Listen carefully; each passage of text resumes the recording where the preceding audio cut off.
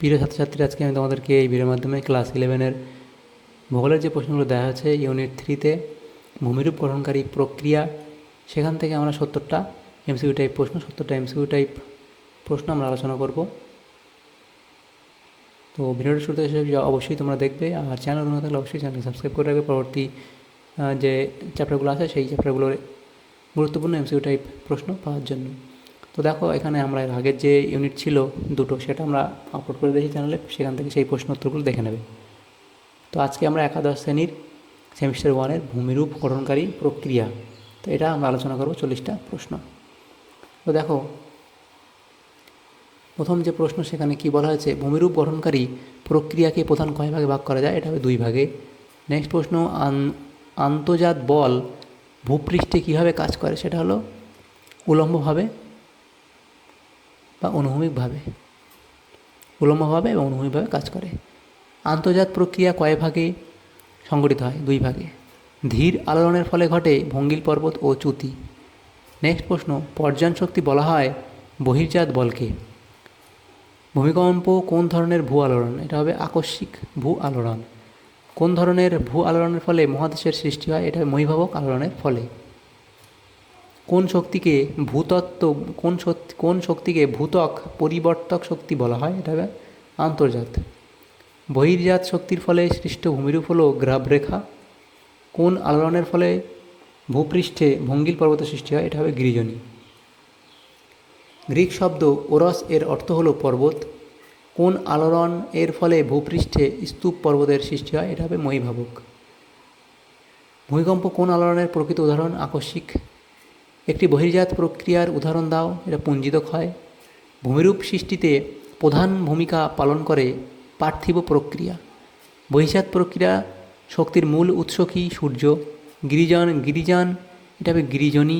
আলোড়নের প্রভাবে গড়ে ওঠে পর্বত। চ্যুতি সৃষ্টির মূল কারণ মহীভবক আলোড়ন। আবহবিকার, পুঞ্জিত ক্ষয় ও নগ্নিভবনকে সম্মিলিতভাবে বলা হয় নগ্নিভবন।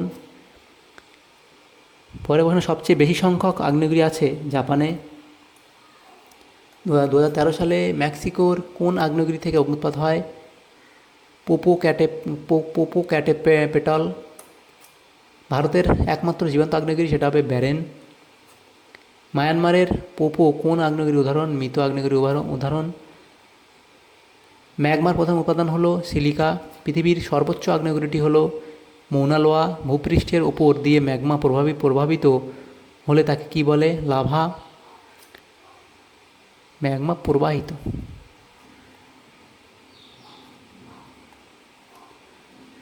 হাওয়াই শ্রেণীর আগ্নেয়গিরি দেখতে হয় মূলত গম্বুজাকৃতি। যে আগ্নেয়গিরি থেকে প্রধানত কার্বন ডাইঅক্সাইড নির্গত হয় তাকে কি বলে? মাফেটিস বা মাফেটি। যে নলের মধ্য দিয়ে ম্যাগমা ভূপৃষ্ঠে বেরিয়ে আসে তাকে বলে আগ্নেয়গ্রীবা। পৃথিবীর উচ্চতম ও জীবন্ত আগ্নেয়গিরি হল কাটোপ্যাক্সি। জ্বলন্ত ভস্ম জমাট বেঁধে গঠিত আগ্নেয় পদার্থকে বলে ইগনিম ব্রাইট।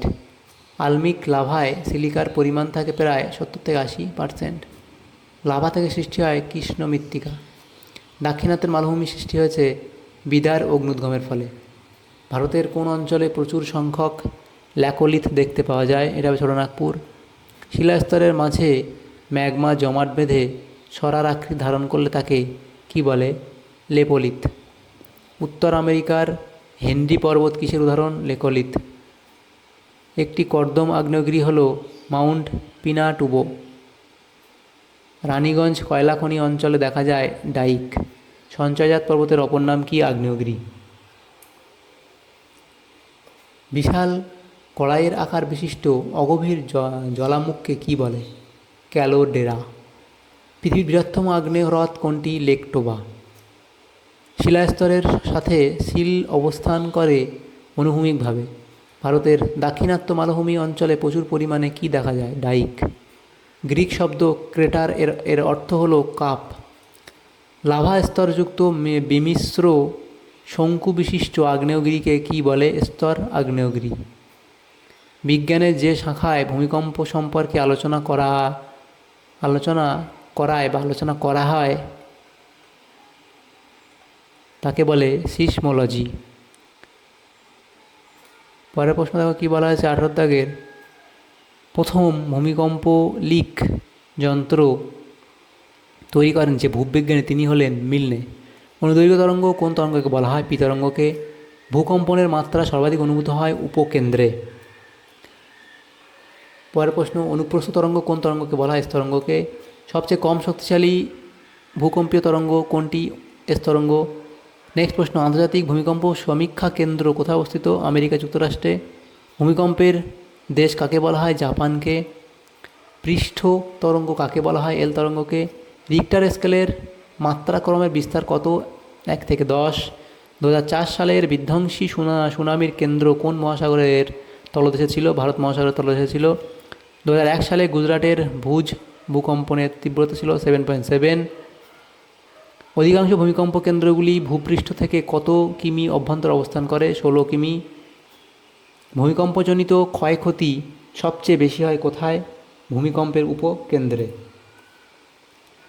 সুনামি শব্দের অর্থ কী? সমুদ্রের ঢেউ। পৃথিবীর ভূমিকম্প প্রবণ অঞ্চলগুলি অবস্থিত পাত সীমানা বরাবর। অধিক গভীরতায় সৃষ্ট ভূমিকম্পকে কী বলে? পাতালিক ভূমিকম্প। ভারতের ভূমিকম্প প্রবণ অঞ্চলগুলোকে বিভক্ত করা হয়েছে 4টি ভাগে। বহির্জাত প্রক্রিয়ায় গঠিত ভূমিরূপটি হল প্লাবনভূমি। কোন প্রকার আলোড়নে শিলায় ভাঁজ পড়ে? গিরিজনী আলোড়নে। পরীক্ষামূলক পারমাণবিক বিস্ফোরণে ভূমিকম্প অনুভূত হয় যেখানে, সেটা হবে পোখরান। আন্তর্জাতিক ভূমিকম্প গবেষণা কেন্দ্র, সেটা হবে ক্যালিফোর্নিয়ায়। ভূমিকম্প লেখো যন্ত্রে প্রথম ধরা পড়ে পি তরঙ্গ। রিক্টার স্কেলের সর্বোচ্চ মান কত? 10। তাহলে আমরা আজকে এই চ্যাপ্টার থেকে, ইউনিট 3 থেকে যে 70টা প্রশ্ন আলোচনা করলাম, যদি তোমাদের এই প্রশ্নগুলো তোমাদের সামনে উপরে এসে থাকে, এই ভিডিওটা অবশ্যই একটা লাইক করবে আর বেশি বেশি করে বন্ধুদের সাথে শেয়ার করবে। Thank you, thanks for watching.